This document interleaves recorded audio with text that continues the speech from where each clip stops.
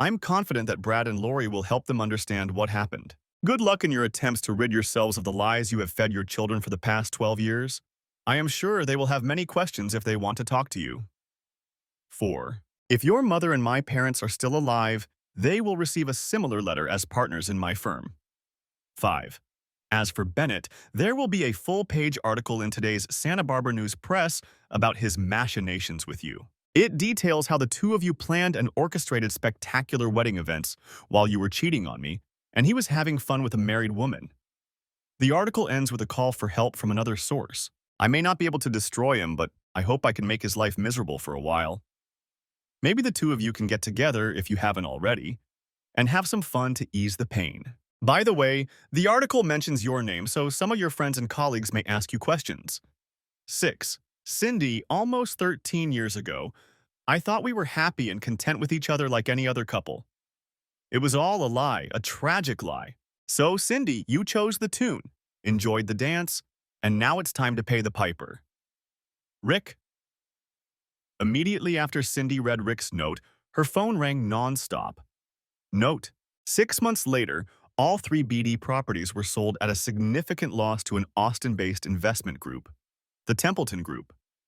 Davis Bennett, age 53, found himself financially ruined. From the novel The Cask of Amontillado by Edgar Allan Poe. In the end, I will take revenge, that was certain, decided once and for all. But the very certainty of it excluded the thought of risk. I must not merely punish, but punish with impunity. Thank you for watching, I hope you enjoyed it. Subscribe to my channel and stay tuned for more videos.